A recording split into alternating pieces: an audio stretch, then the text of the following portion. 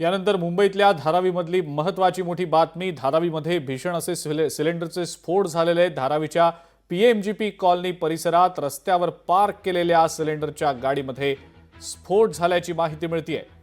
सिलेंडरचे हे स्फोट भीषण असून अग्निशमन दलाला पाचारण करण्यात आलेलं अग्निशमन दल घटनास्थळी दाखल होतंय। मात्र अद्याप ही जी आग आहे लागलेली ती पूर्णपणे विझवण्यात यश आलेलं नाहीये। परिसरामध्ये सध्या थोडंसं घबराटीचं वातावरण पसरलंय। आपण दृश्यांमध्ये पाहतो आहोत सध्या अग्निशमन दलाच्या गाड्या या घटनास्थळी दाखल झालेल्या आहेत आणि लागलेली जी आग आहे ती विझवण्याचे नियंत्रित करण्याचे पुरेपूर प्रयत्न केले जात आहेत। धारावीमधली ही सगळी घटना आहे।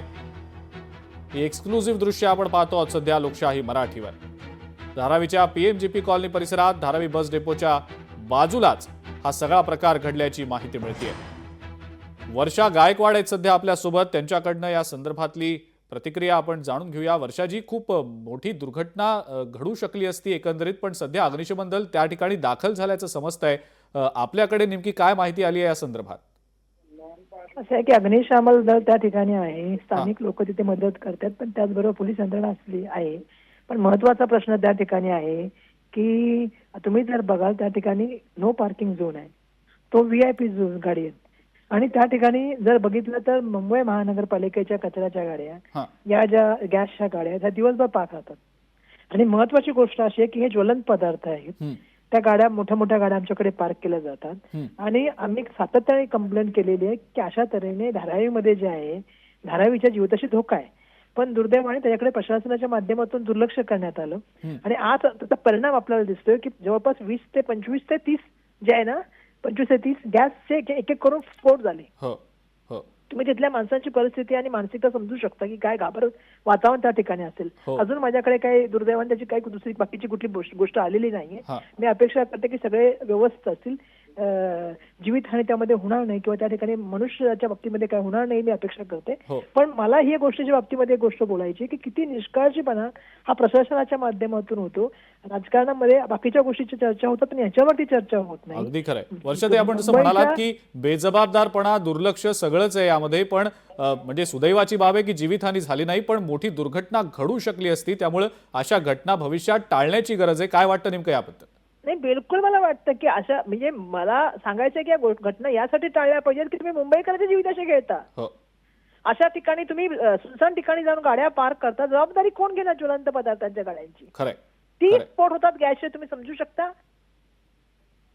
काय अवस्था असेल बाजूच्या बिल्डिंग मधल्या राहणाऱ्या लोकांची।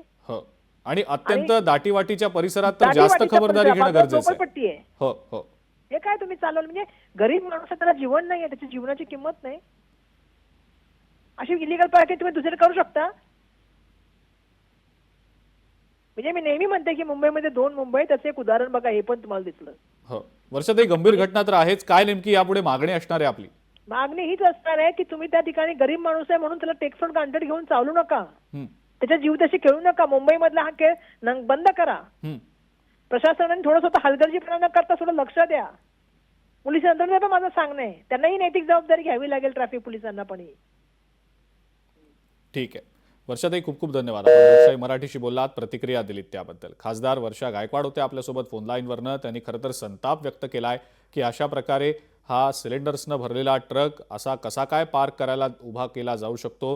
प्रशासनाचं दुर्लक्ष आहे, इतर यंत्रणांचं याकडे दुर्लक्ष होतंय, बेजबाबदारपणा आहे असं त्यांनी म्हटलेलं आहे। एखादी मोठी दुर्घटना घडू शकली असती, या सगळ्या घटना भविष्यात घडू नये त्यासाठी अत्यंत जबाबदारीनं वागणं गरजेचं आहे असं मतही त्यांनी व्यक्त केलेलं आहे।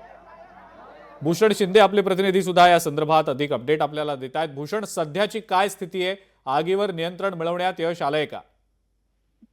नक्षजिंक्य धारावी येथील पीएमजीपी कॉलनी येथे बीएसटी डेपोच्या शेजारी जे सिलेंडर घेऊन एक गाडी पार्क होती, त्या संपूर्ण तिकडे सिलेंडर ब्लास्ट झाल्यामुळे मोठी दुर्घटना घडलेली आहे आणि एकंदर सध्या अग्निशमन दलाचं पाचारण तिकडे झालेलं आहे। मात्र आगीवर अजूनही नियंत्रण मिळवण्यात यश संपूर्णपणे मिळालं नाहीये। मात्र आगीवर नियंत्रण मिळवण्यासाठी स्वतः अग्निशमन दल हे युद्धपातळीवर काम करत आहे। मात्र अजून तरी सुदैवाची बाब म्हणजे कोणतीही जीवितहानीची माहिती मिळालेली नाहीये। मात्र आगीचं प्रमाण हे मोठं असल्याने कुठेतरी घबराट संपूर्ण परिसरात पसरलेली आहे। अजिंक्य, ठीक आहे भूषण, धन्यवाद सविस्तर माहिती दिली त्याबद्दल। लोकशाही मराठी ऐका, पहा, जागरूक रहा।